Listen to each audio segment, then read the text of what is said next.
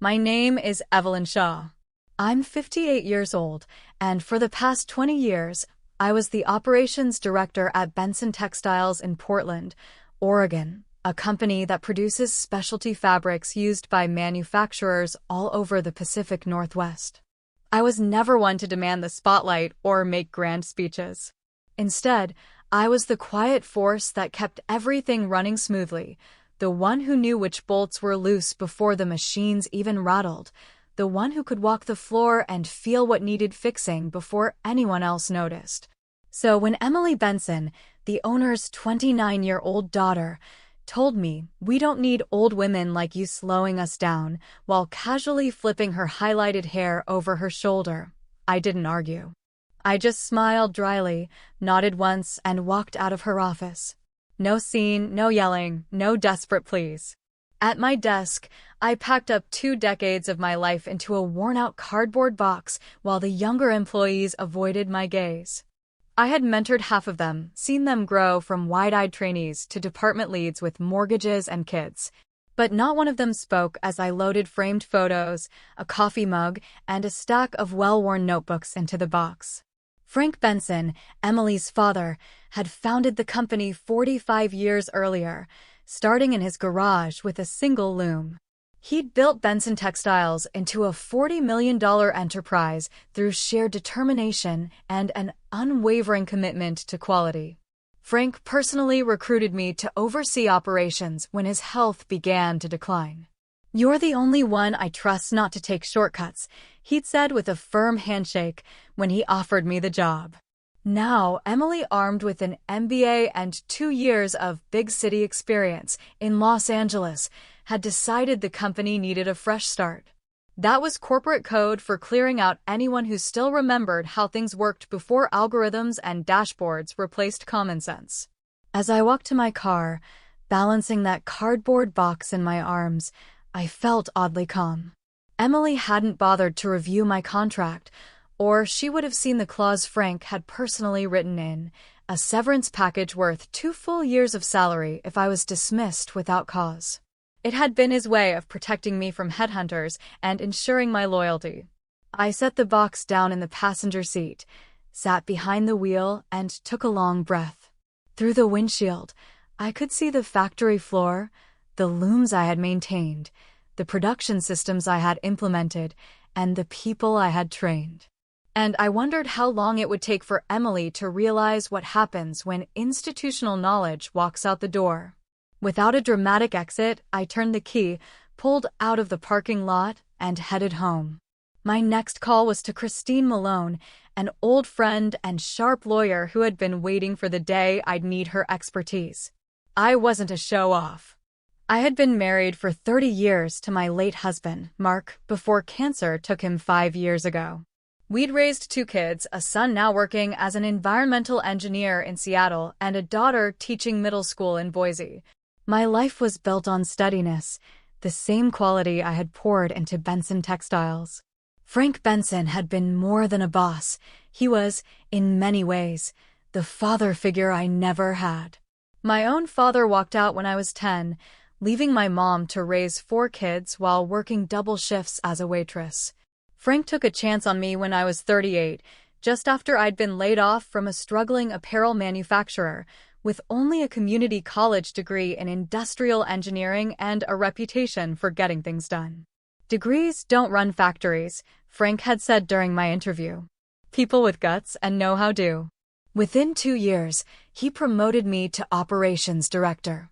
We weren't the type to go out for drinks or Sunday brunch, but there was a deep respect between us.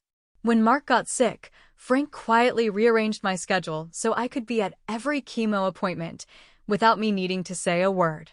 Family first, Evelyn. Always. As I sat at home that evening, Christine at my kitchen table, my contract spread out before us, I felt a sense of peace. Christine ran her finger over the highlighted clause, 2 years severance, no exceptions. "It's solid," she assured me. "They'll either pay up or we'll see them in court and win." I looked out the window at the oak tree Mark and I planted when we bought this house 25 years ago. It had weathered storms, drought, and disease, and still stood tall. just like me. This wasn't just about the money. It was about respect, about honoring the value of experience, about making sure the next chapter of my life was written on my terms. Family first, Evelyn, always. The first warning sign came about a year ago when Emily started showing up at meetings, fresh from her MBA program, carrying a leather planner and leaving behind a faint trail of expensive perfume. She spoke confidently about synergy and market disruption, throwing around buzzwords that made the younger staff nod in admiration. I often caught Frank Benson wincing as she suggested cutting corners on quality control or outsourcing work we had always done in-house. But Frank never corrected her in public. Instead, he quietly reversed the worst of her proposals behind the scenes. She needs to learn, Evelyn, he told me one afternoon, leaning in my office doorway. Some lessons can't come from books. The second warning came 3 months ago when Frank announced his retirement. Heart problems, he said. But I suspected it was more about the weight of Emily's constant pressure. He looked worn down the day he handed me the updated organization chart, Emily's name now at the top. I made her promise to keep the core team intact, Frank said softly, eyes avoiding mine. The experience you all bring is what makes this place work. I just nodded, but deep down, something in me tightened. It was the way Frank avoided meeting my eyes, like a man who knew what was coming but couldn't bring himself to say it out loud. The morning after my termination, I sat at my kitchen table, my contract spread out in front of me, a cup of coffee slowly cooling by my side. Christine Malone, my lawyer friend, had already highlighted the key clause in yellow. My phone rang, and Frank's name flashed on the screen. I almost let it go to voicemail. Almost. Evelyn, Frank's voice came through, rough and strained. What on earth happened yesterday? Ask your daughter, I said evenly, my tone calm, not bitter. I did, Frank sighed. She says you were resistant to the new direction, that you were undermining her authority with the team. I stayed silent, letting the pause hang between us. Frank knew me better than that. He knew I didn't play politics, didn't stir dissent. You're going to file, aren't you? He finally asked. Already have, I answered. Christine's handling it. Frank exhaled heavily. I told her to check the contracts. Told her before I stepped down there were protections in place. Another pause. She said she cleaned house. You, Margaret, and Luis, anyone over 50. My jaw tightened. Margaret had overseen our supply chain for over a decade, and Luis ran the dye house with a precision no one could match. They were pillars of the company. Is that really the direction you wanted, Frank? Gutting the foundation you built. You know it's not, Frank murmured, his voice heavy with regret. But I gave her the reins. It's hers to run now. In the background, I heard sharp, impatient voices, Emily's, unmistakably. I have to go, Frank said abruptly. She's. The call cut off. I set the phone down and looked again at the contract on the table. Section 12, paragraph 3. It spelled out in clear legal language, if terminated without documented cause, as defined in Appendix C, the employee was entitled to severance compensation equal to 24 months of current salary. Christine had smiled faintly when she pointed it out to me. It's airtight, Evelyn, she said. They'll pay or they'll face court and they'll lose. I walked over to the window and looked out at the oak tree in the backyard, the one Mark and I planted when we moved in 25 years ago. It had weathered storms, drought, and disease, its branches now stretching proudly over the yard. Like that tree, I thought, some things survive not because they resist every change, but because they know when to stand their ground. We'd nurtured that oak tree through 2 lightning strikes and a disease that nearly killed it. We patched it, supported it, gave it everything it needed to thrive. And standing at my kitchen window that morning, something shifted inside me. This wasn't just about money anymore. It was about value, about acknowledging the hard-earned experience people bring, about honoring the foundation that others built long before someone decided to modernize everything just for the sake of change. I picked up my phone and called Margaret, then Luis. By noon, I had spoken with every veteran employee Emily had let go. Some were in shock, others angry, all of them anxious about what was next. Take a breath, I told each of them. Pull out your contracts. Call Christine. Then I made one more call to David Klein, owner of Pacific Components across town, a man who had been courting me for years to come work for him. Still interested in that conversation? I asked. 3 days after being fired, I sat across from Emily and Benson Textiles' corporate lawyer in a sleek downtown office. Christine was by my side, her weathered leather folder open on the table, my contract highlighted and ready. This is ridiculous, Emily huffed, barely glancing at the document. We're shifting strategy. That's cause enough. Christine, 66, calm as a lake, tapped the page. Termination without cause, as defined in Appendix C, requires severance equal to 24 months' salary. That's approximately $280,000 in Ms. Shaw's case. The corporate lawyer, a young guy named Tyler who looked like he was fresh out of law school, flipped through the contract, brow furrowed. Ms. Benson, the definition of cause here is quite specific: performance issues, ethical violations, or criminal acts. She was resistant to change. Emily interrupted sharply, crossing her arms. That's insubordination. Christine folded her hands. Where's the documentation? Written warnings? A formal improvement plan? Because Appendix C requires a documented pattern, not a single claim. Tyler shuffled through a thin folder, coming up empty. Emily's jaw clenched. Fine. We'll pay her a few months' severance and move on. 24 months, Christine corrected smoothly. As stipulated. This is absurd, Emily snapped. We'll offer 6 months. Take it or leave it. I stayed silent, just watching her. For a moment, I saw Frank in her, the same set of her jaw, the same fire. But Frank's stubbornness had been in service of building something. Emily's felt like it was all about control, about tearing down what had worked for decades. Christine closed her folder. We'll proceed with legal action. Discovery should be interesting, especially given the coordinated termination of multiple employees over 50. Tyler's eyes widened slightly, and he leaned in to whisper something urgent to Emily. She waved him off impatiently. Before you make threats, Emily said, turning to me and ignoring Christine, you should know we're ready to fight this. You'll be tied up in court for years. I spoke for the first time. I've got time.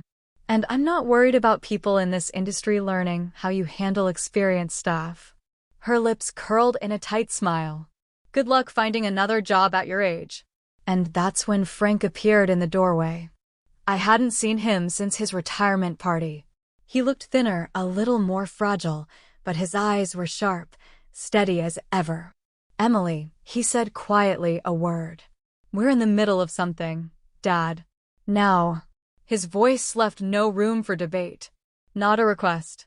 They stepped outside through the glass wall of the conference room. I could see them arguing, Frank's hands moving sharply as he spoke, Emily's shoulders stiffening, her arms crossed tight across her chest. When they came back in, Emily wouldn't look at me.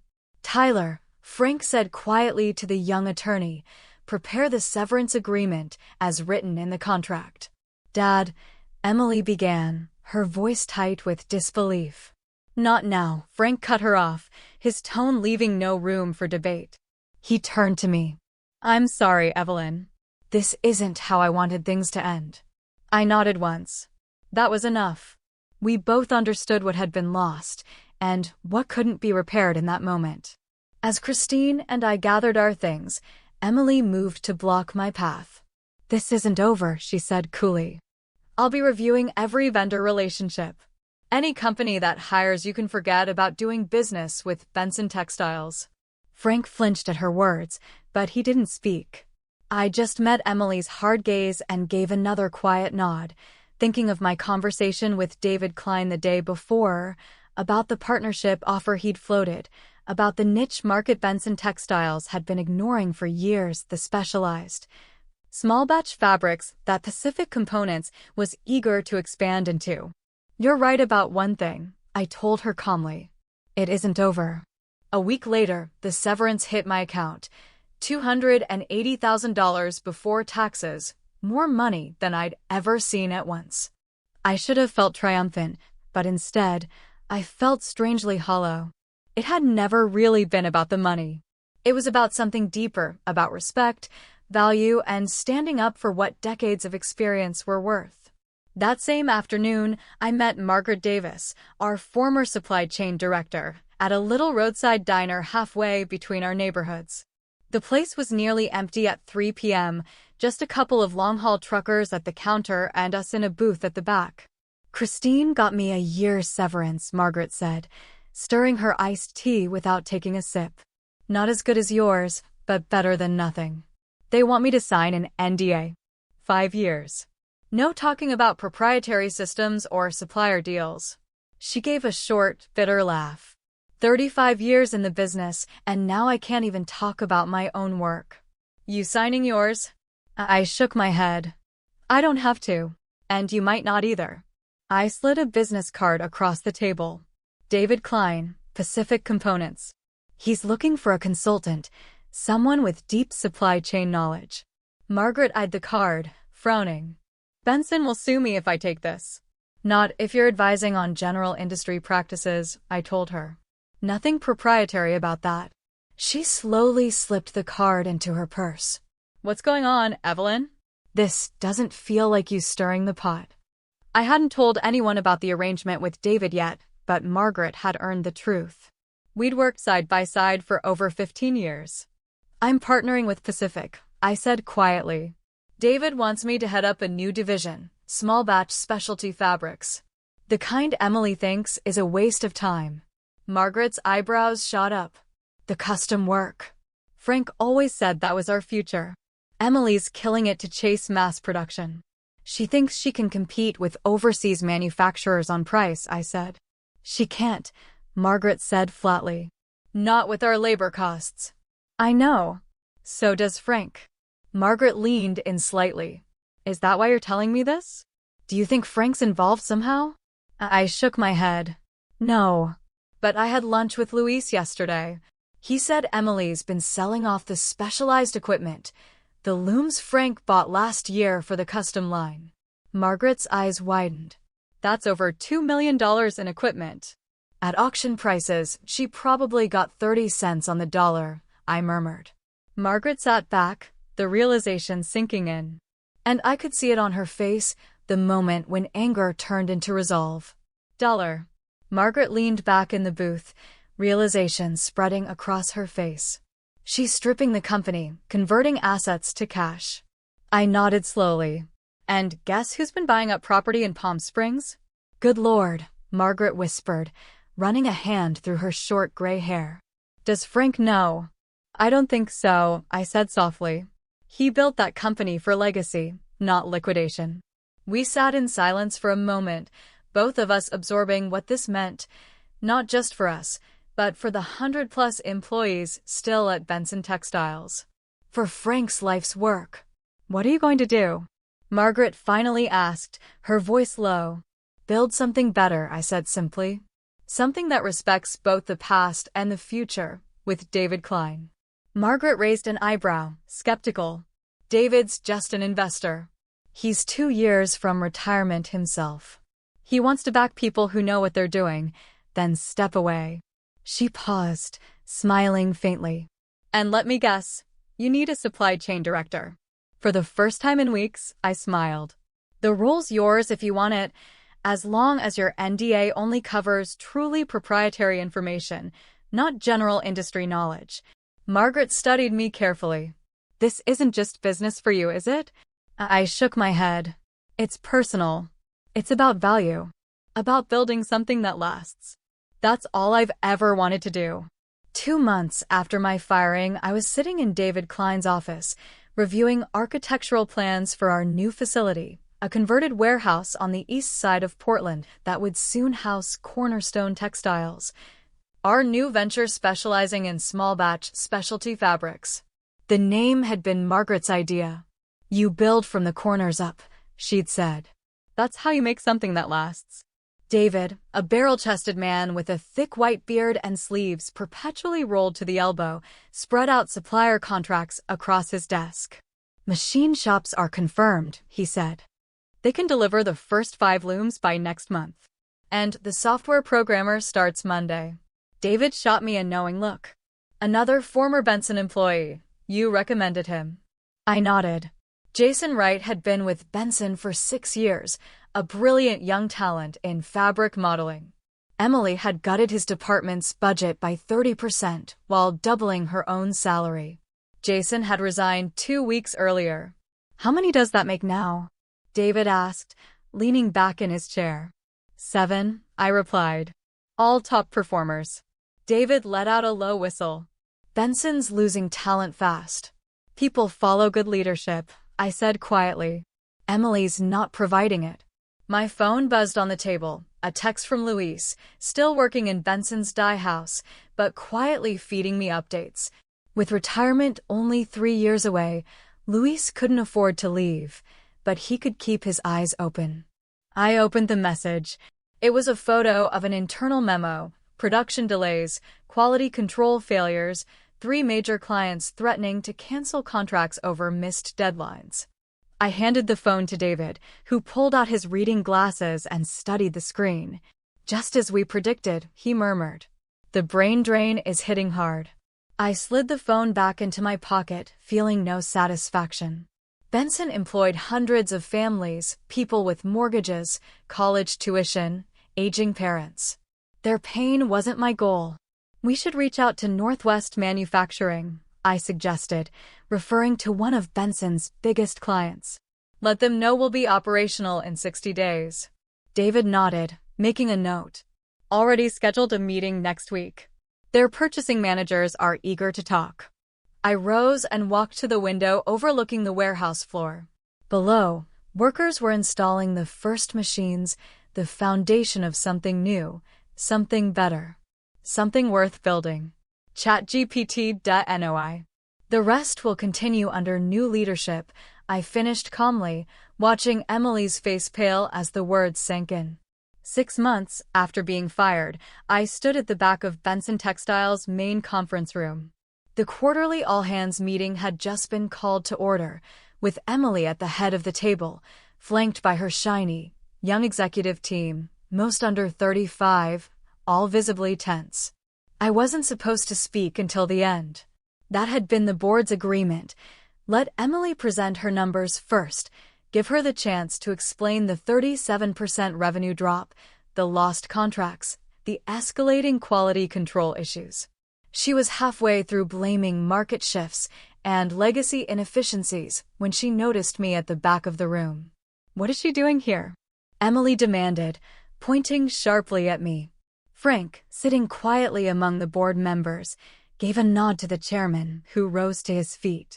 "Emily," the chairman said evenly, "the board has reached a decision regarding the company's leadership." Emily's face drained of color. "You can't be serious, Evelyn." The chairman turned to me. "Miss Shaw, would you like to explain the new arrangement?" I stepped forward, holding a folder, the very same one Christine had prepared for my severance package 6 months earlier, but this time, the contents were entirely different. "Benson Textiles is merging with Cornerstone Textiles," I said, my voice steady and clear. "The board approved the acquisition agreement this morning." Emily let out a sharp, incredulous laugh. "This is ridiculous. I'm the majority shareholder." "No," Frank said, slowly rising to his feet. "You hold 20%. I retained 51%, which I have now voted in favor of the merger." I slid the folder across the polished table toward her. "Cornerstone will absorb Benson's specialty fabric division," I continued. "The rest of the operations will continue under new leadership." Margaret stepped into the room, her expression calm but firm. Emily stared at her, stunned. "This is betrayal," Emily hissed. "No," Frank said quietly, his eyes tired but resolute. "This is business. And it's been a long time coming." The room fell into a tense silence. I glanced at the board, at the staff sitting quietly, at the young executives shifting nervously in their chairs. Then I looked at Emily, whose face was now a mixture of anger, disbelief, and fear. "This wasn't personal, Emily," I said gently. "But it's about value. About what matters when you're building something meant to last." Later that day, as I walked through the expanded warehouse floor of Cornerstone Textiles, the place that had once been an abandoned building and was now alive with the hum of machines, with workers and technicians we had carefully recruited, my phone rang. Frank's name lit up the screen. "I should take this," I told David Klein, who nodded and quietly stepped away. "Frank," I answered. "Evelyn," he said, his voice softer now, but steadier. "Thank you." "For what?" I asked. "For still picking up my calls," he said with a weary laugh. "And for saving the company from my own mistakes." I looked out across the factory floor, the people, the movement, the energy of something real taking shape. "Frank," I said, "this isn't just saving a company. It's rebuilding trust, rebuilding value. And it's just the beginning." And for the first time in months, I felt not just victorious, but whole. New leadership. "My leadership," Margaret said, stepping in from the doorway, her voice calm but firm. Emily flipped through the documents, her hands trembling. This is business," I finished gently. "Nothing personal." A year after the merger, I stood in the expanded production facility that now housed both Cornerstone Textiles and Benson's Specialty Fabrics. Workers moved smoothly between stations, the rhythm of the machines humming like a symphony, a sound I hadn't realized how much I missed during my months away.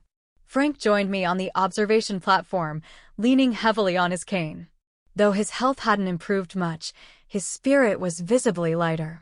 Watching the company thrive again had been the best medicine. "The quarterly numbers came in," he said, handing me a report. "Best in 5 years." I nodded as I flipped through the pages. Profit margins up. Employee retention stabilized. 3 new design patents filed. "Emily called yesterday," Frank added softly. "From Palm Springs." I raised an eyebrow but said nothing. After the merger, Emily had taken her settlement and left, no goodbyes, no apologies, no trace. "She's starting a consulting firm," Frank continued. "Asked if I'd invest. Will you?" I asked. Frank gave a tired smile and shook his head. "Told her to come back to Portland first. Learn the business from the ground up, the way I did, the way you did." She hung up on me. But then his smile warmed. "She called back this morning. Asked if the offer still stood." Below us on the floor, I watched Jason training 2 new fabric technicians on our latest system, his easygoing style helping them pick things up fast. Jennifer stood at her inspection table, lab coat crisp, eyes sharp as ever, overseeing quality checks. And Margaret sat at a workstation, sketching out a supply chain adjustment by hand before transferring it to her computer.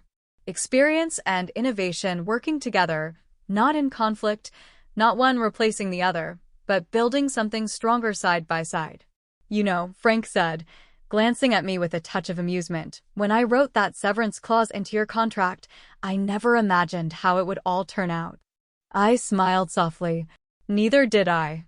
We stood there for a moment in comfortable silence, watching the company we had both poured so much of ourselves into, watching it live and breathe again, stronger and more resilient than either of us had dreamed.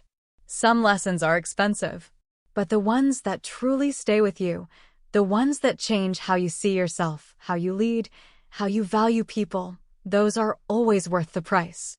I want to speak to you, from one person who's weathered life's storms to another. If you've followed my journey, the betrayal, the quiet rebuilding, the long road back to a place of purpose, I hope you see something of your own story reflected here.